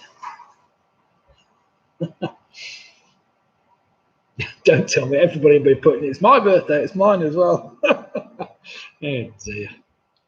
Right then, everybody, it appears that everybody's got all the answers. So anybody asked for a bit more time, so let's go back to number 1 then. The famous artist I wanted, who designed the dream sequences. Old ones are still as old, yes they are. The famous artist I wanted was Salvador Dali, of course. Salvador Dali, well done if you got that. That gave you the I for the Iron, of course, that old Monopoly token, which is also the name of the metal, with the atomic number 26. That gave you the N for Noah, of course. Apparently the first person to get drunk in the Bible, or have a drink in the Bible, or whatever. That gave you the H for handcuffs, of course, those restraints that you put around miscreants, wrists. That gave you the S for Jean-Paul Sartre, of course, Jean-Paul Sartre, that French philosopher, playwright, novelist. That gave you the E for that cheese, Emmental, of course, which comes from Switzerland. That in turn gave you the L for the lymphatic system, Well done if you got that. That in turn gave you the C for the base unit of luminous intensity. It's called a candela, derived from the Latin for candle, of course. Number 9 was Anthony Eden, and that in turn gave you the N for a naturist, or naturists, I wanted. People that practice the art of non-sexual social nudity. All right, then, let's have some scores in and see how you fared after that round. What? Well, we know a few, not that everybody does, but... Oh, we've had somebody come in with a bit of Swahili, Lydia. Good evening to whoever's just come in. Thank you for that. Right, Georgie Lambert, 49.5 for the Yorkies. We've got Mick Roberts with 50. Great score there, Mick. Simon Janet the Teasers on 51. Jen and Tracy on 50. Martin Davis said, brilliance has returned. Well, what does that mean then? You haven't put a score down, Martin, but never mind. Carol Green's got 47. We've got Sarah with 48 points. Well done, Sarah. The gang PRS have moved on to 53, however. That's a cracking score. The famous 5 not far behind on 51 points. Another great score. Mike Yates is also on 50. Another great score. Harry, Julian, Ian and his bottle of Shrouds, they've added 10 to their score, now on 48. Home Loan 6 in the 50s on 51 points. Well played them. Graham and Jane give it on 45. Martin Davis saying, oh, 52 points. Fantastic. Pegamix on 48. We've got the Quizzy Rascals on 52 points. We've got Don Quixote's B team. They're doing very well tonight on 50 points. The Booby Prize girls are on 47. We've got Penny Graham on 40. Michelle, Charlie and James on 52 points. Split the Difference are also on 53 points. So some great scores. At the moment, it does appear that Split the Difference and is it PR? Wait a minute, I've lost PRS's scores, both on 53 points. Then we have a number of teams. We got Mick Roberts on 50, we've got the Teasers 51, we've got Jen and Tracy 50. We've got the Famous 5 51, we've got Mike Yates on 50. We've got Home Alone 6 on 51, and we've got the Weeklinks on 52, along with the Quizzy Rascals on 52, and the Auntie James and Don Quixote on 50. So we've got a number of teams in the 50s. We've got a couple on 51, a couple on 52, and a couple on 53. So anybody's game as we go into the last round. General trivia. Nothing here to trip you up, but you might find one or two a bit tricky, but we will see. Let's see how we fare. The last round, going to the last round. It's very tight at the top there. Here we go then. Now, question 1. During Monty Python's Life of Brian, which militant organisation does Brian join? As I recall, you asked them all about it when he's serving wolf nipple chips to the crowd.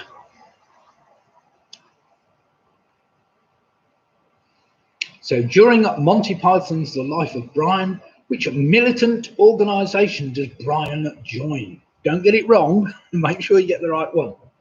As there were opposing factions, of course.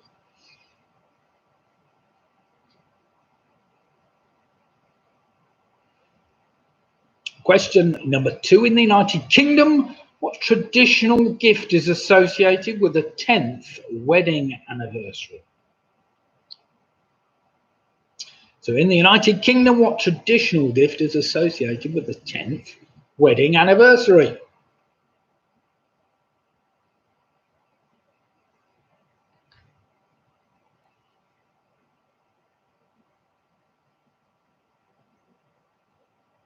I put what? Oh no, what's I put? What do you get if you cross a boxer and a painter? Muhammad Ali. Very good. I like that one, Faye. Keep them coming. I'm surprised I haven't had a Roy joke recently. Come on, Roy, rustle something up for us. Question number 3. During the annual Hajj, that's a good word, isn't it? What colour do pilgrims visiting Mecca traditionally wear? So question 3 again. During the annual Hajj, what colour do pilgrims visiting Mecca traditionally wear?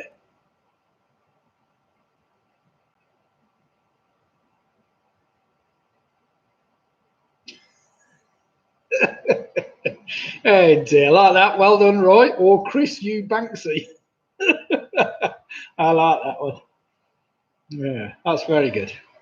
It was Mohammed Dali and Chris U. Banksy. What have you retracted, Liz? Sorry. Yeah, how do you spell where? I thought that was wrong. It was in werewolf, that's what it was. I was getting the werewolf mixed up with where, isn't it? Hmm.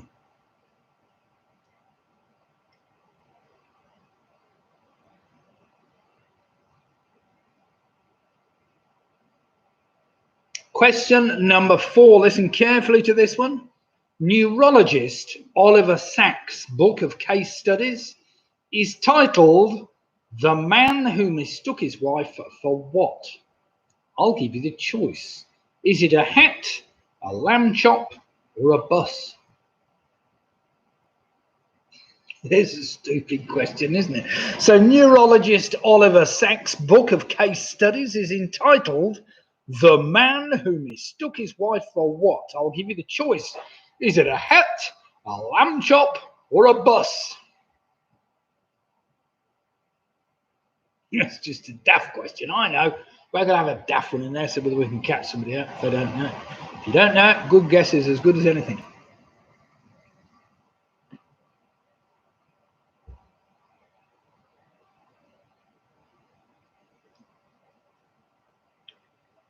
Leslie Barrett's book, Titian Fury.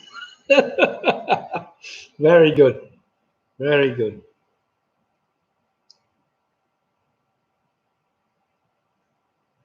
Tyson Fury. Very good indeed, yes. Come on, any more boxers related with artists? Can't think of a Picasso one personally. I suppose the word Picasso, what's his name?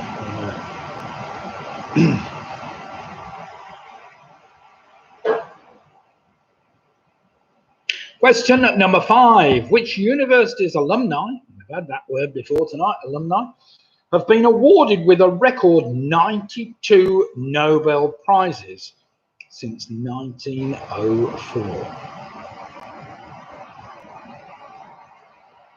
Anthony Joshua Reynolds. Blimey. Anthony Joshua Reynolds. That's a bit clever, Clyde. So which university's alumni have been awarded with a record 92 Nobel Prizes since 1904?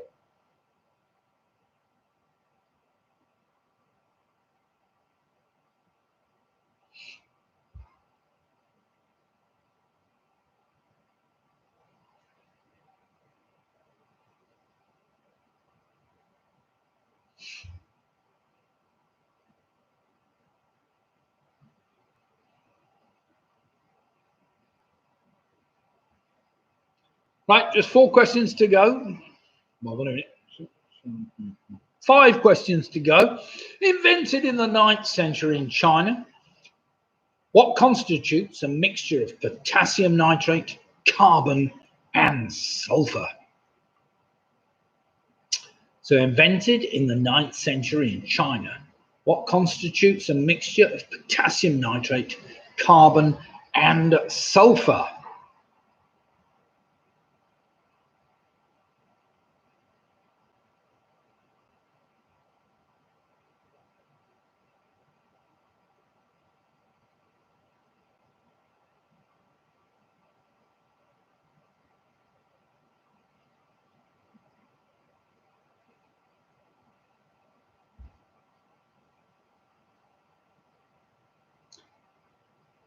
So what on earth are we all doing tomorrow? Apparently the weather's going to be fairly inclement tomorrow.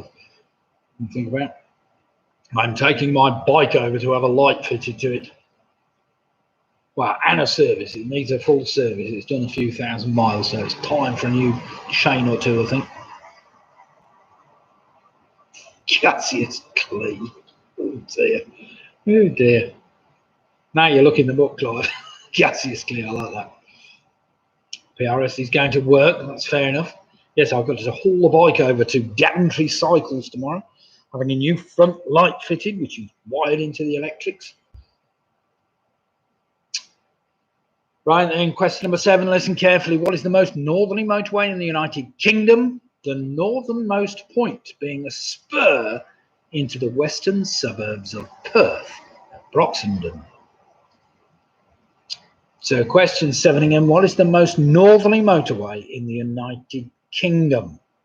The northernmost point being a spur into the western suburbs of Perth at Broxenden.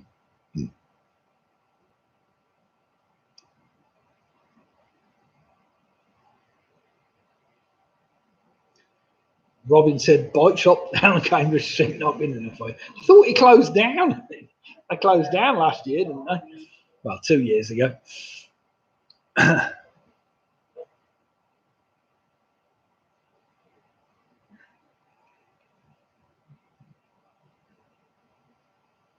Leslie's put, I like that. Mending fences, I expect. Yes, I think. I hope not as well, but never mind. Leslie Barrett's put Roberto Duran and Mane de Piedra. That's good. Mane de Piedra. I like that one.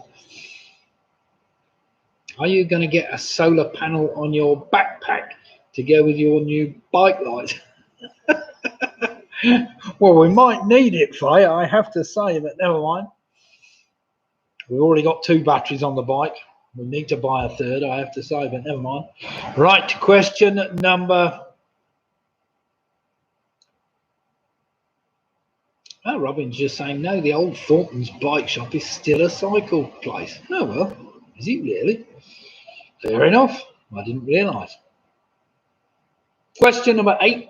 Listen carefully. What model of Ford car was introduced in 1982 as a replacement for the Cortina?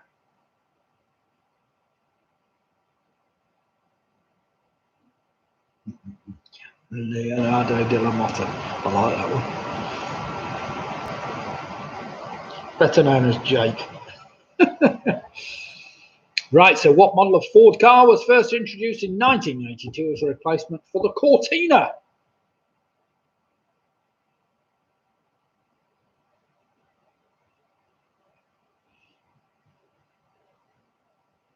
Question number 9, you might remember this.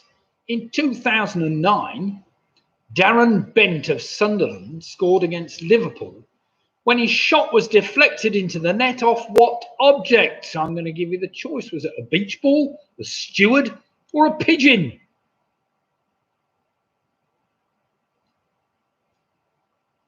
I remember they were all a bit mad about it, but never mind. So question number 9 again. In 2009, Darren Bent of Sunderland scored against Liverpool when his shot was deflected into the net off what object? I'll give you the choice. Was it a beach ball, a steward, or a pigeon?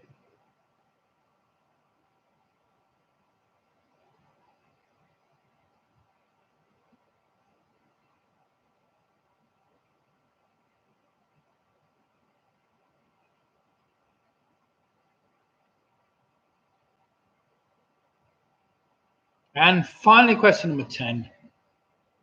A nursery rhyme all about counting. In the old nursery rhyme, this little pig went to market. What did the 3rd little piggy have? So question 10 again. In the old nursery rhyme, this little pig went to market. What did the 3rd little piggy have?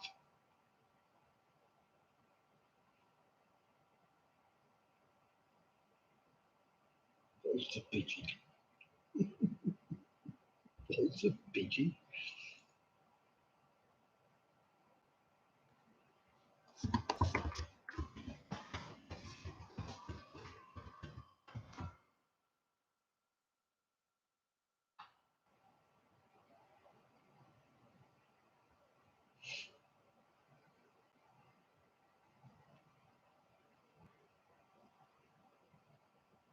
Right then, everybody. Shall we see how we've all fared? I think it's going to be a close thing tonight. I can see us all scoring. Let's see how many teams we can get at the top that have all scored the same amount of points. I've got the feeling nobody's going to get it low, surely. Or maybe they will. Okay, everybody. Is it time? Pens down, get all your answers in, and well, they've got answers in. Might be the wrong ones, the right ones. We will see. Right then, everybody. Eyes down, look in. This is the last round. These are the answers to the previous 10 questions. Now, number one, you've got to get this right. Brian joined the PFJ, or the People's Front of Judea. The People's Front of Judea, not the Popular Front. It was the PFJ, the People's Front of Judea. Number two, you associate 10 with your 10th wedding anniversary. Number three, during the annual Hajj, the colour that pilgrims wear when they're visiting Mecca is traditionally white. Well, it's probably not technically a colour, but never mind. White is what I was after. Number four, neurologist Oliver Sacks' book of case studies is entitled "The Man Which Mistook His Wife for a Hat." Not a bus. It could have been, but it was a hat. Number five, the University of Cambridge, of course, have more alumni with Nobel Prizes than any other. Number six was gunpowder that was invented in the 9th century by the Chinese. Number seven was the M90, the M90, most northerly motorway in the United Kingdom, in Perth. Number eight, the model of car, first introduced in 1982 as a replacement for the Cortina, was the Sierra. Number nine, Darren Bent shot for Sunderland, bounced off a beach ball and went into the back of the net. I'm sure most of you will remember that somehow or somewhere. If you haven't seen it, have a look on YouTube. Bit daft, but there you go. And finally, number 10, in the old nursery rhyme, this little piggy went to market. What did the third little piggy have? Well, the third little piggy had a slice of roast beef. This little piggy went to market. This little piggy stayed at home. This little piggy had a slice of roast beef whilst this little piggy had none. And this little piggy went, wee, wee, wee, wee. Yeah, enough of that. Right then, everybody. Let's have some scores in. Yeah, sorry. That's how I talk to the grandkids. Well, whether it teaches them anything is a different matter altogether. Right, Carol Green ends up with a fantastic 56 points. Mick Roberts gets into the 60s. Well played, Mick, because I think that was fantastic score. Mick and Bev on that 60 points. The Wheat Links also, they're feeling very faint. Fantastic. 61 points. Well played them. Well played, John and Hillary and the gang. Famous 5 upon 58 with Sarah and friends on 57. So well played, Sarah, Russ, James and Joe. 57 points there or thereabouts. PRS, however, eked out 62 points. Well played, PRS. Jed and Tracy end up with 57. Well played them, with Clive and Janet, the teasers, not just ahead on 60 points. Another great score. Anybody in the 60s doing very well. Leslie Barrett's put an embarrassing 49. Well, it's not embarrassing if you're doing it on your own, Leslie. I would expect that's an average score for anybody, or good fan. That's better than average score for anybody that's doing it on their own. Pickett Mix on a fantastic 57. Well played there. Mike Yates also on a 57. That's a great score. We've got Graham and Jane Given on 54 points. Not their best show, but still there or thereabouts. Well done to them. Harry, Julie, Ian and his Buffalo Shiraz, they'll be disappointed as well, I think, with a 56. But well done, Ian. Another great score. Split the difference, however, 63 points. That means they haven't dropped a point tonight, so they're going to be the team to beat. Michelle's put 59. We got pipped on the last round. Oh, bother, said Michelle. Never mind. A great score on 59 points. Penny Graham ends up on 45. Well played, Penny. Georgie and Rory, 55 for the Yorkies. Well played them. Booby Prize Girls up on 52. Well played for the gang. Home Alone 6, 60 points. Enough of the blooming motorway questions now, please. Okay, all right. We'll have less motorway questions. We'll have more A road questions. B roads around Crick. Oh dear, oh dear. So 60 points for Home Alone 6. Great score. However, anybody that gets in the 60s tonight has done remarkably well. Ian Anthony James and Don Quixote, they end up their B team on 59 points. What a fantastic score for a B team. That's great. Well played, Ian Anthony James. Paula Flynn and the Quizzy Rascals, whether there or thereabouts, well played. Another fantastic score. 61 points. So well played, Joe. Right then, everybody, it's been a very close score, and I think if anybody is in the 60s tonight, you've done remarkably well. Give yourselves a big pat on the back. And those that just fell short, don't feel so hard on yourselves. It's fantastic. What's this? Peter Robinson at is Harvard, unless you meant UK University. What?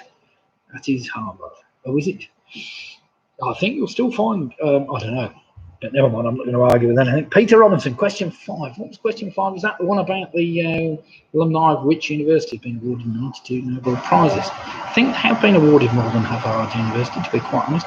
But I will need to look that up and double check. I will double check, Peter, but thanks for bringing that to my attention. I always make sure that the questions are up to date as I can.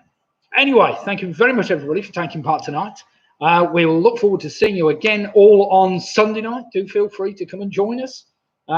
Jokes are always handy to bring along a few jokes with you on the subjects of the night. And we'll see how the news pans out this week, especially with the royal family that's been in the news. At least it's taking everybody's efforts off COVID. I expect most of us now have